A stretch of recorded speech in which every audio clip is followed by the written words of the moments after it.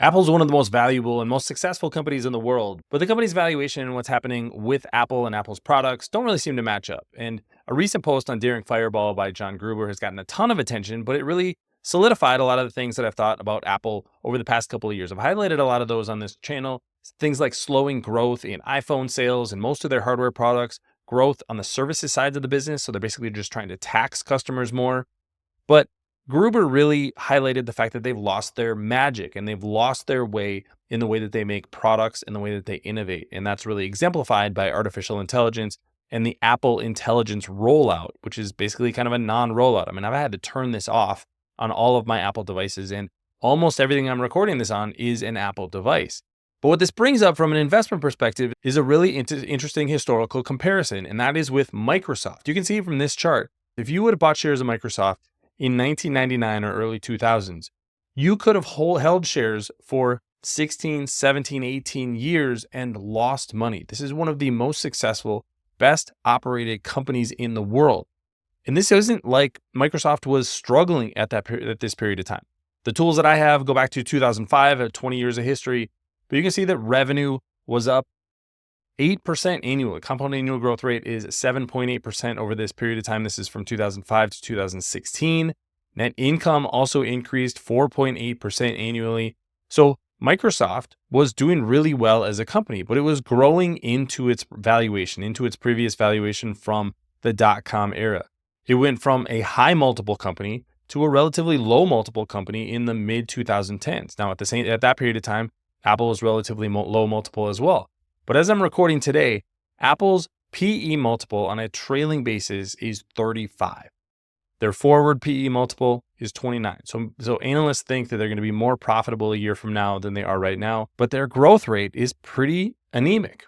Over the past 3 years, their compound annual growth rate is 1.5%. So I want to go through exactly what the numbers are telling us and the reason that I'm worried, not just about them losing their magic or something being rotten in the state of Cupertino, as John Gruber highlighted in his article, which I'll put in the show notes below, but rather that this is showing up in the numbers. This is showing up in iPhone sales, in iPad sales, even in AirPods.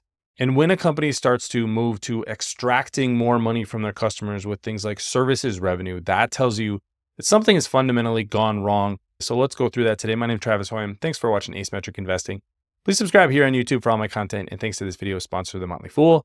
If you go to fool.com/ASYM, they'll give you their top 10 stocks to buy right now. Let's start with the iPhone, because this is obviously Apple's most important product. And you can see here that iPhone sales peaked in 2022. Over the same period of time, we've seen Apple raise their prices on a lot of their phones. So customers are just not buying as many phones as they used to. I mean, I have seen that personally. Instead of buying a phone every 2 years, I'm more like every 3 or 4 years. Most people are probably in the same boat. But this isn't just something that's isolated to iPhones. You can see in the Mac numbers here in orange, the Mac had its best year in 2022 and is down significantly since then. Look at the iPad. They're still breaking this out. The iPad actually peaked in 2013, went through a really bad period, recovered a little bit during the pandemic. I think that's interesting. 2020, 2021 were fine, but now kind of back in the doldrums.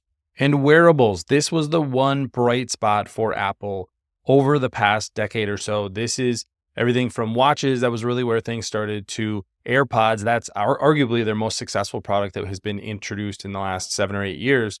But that again is slowing. 2022 was the best quarter for wearables. And I don't think there's anything great that's coming down the pipeline there. Their artificial intelligence product, the Vision Pro, has not been successful. They have not really refreshed their AirPod lineup in a way that would make you need to buy a new pair of iPods every year or two, unless you lose one or two like I have. But this is really the challenge with Apple. You have a very highly valued company that just fundamentally isn't growing in the products that it sells to customers. And at the end of the day, Apple is a successful business because it sells products that customers want to buy, that they enjoy, that they continue buying year after year. And once that growth engine stops, you either have to have something next or you start to get into extraction mode. And that's what you see here in their services revenue. Services revenue includes a lot of different things.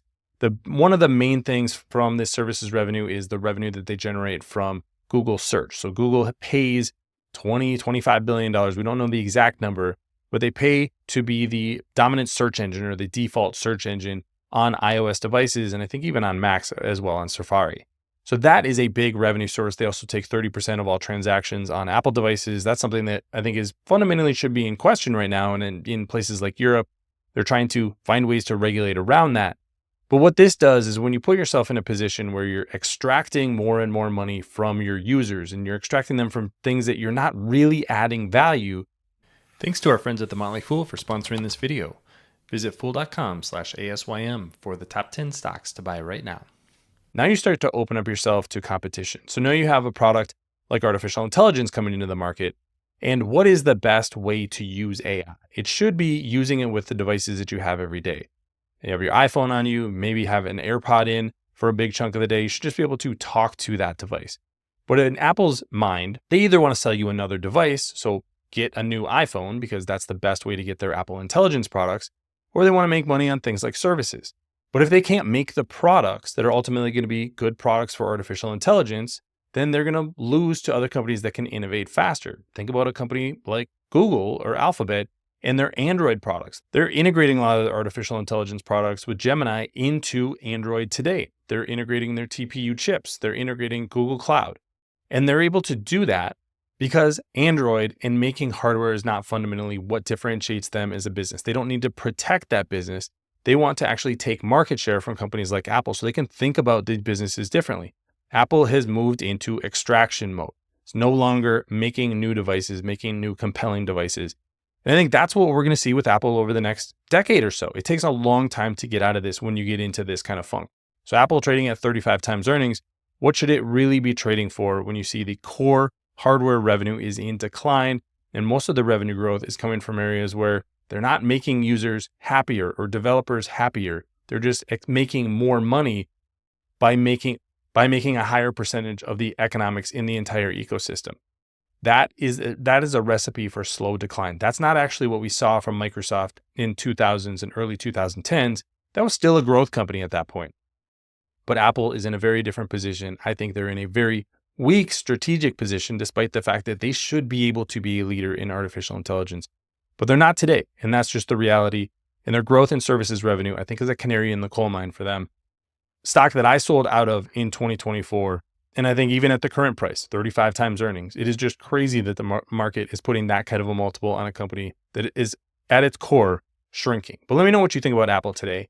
Leave your comments in the comment section below. Don't forget to subscribe to Asymmetric Investing. Thanks for watching, everybody. See you here next time.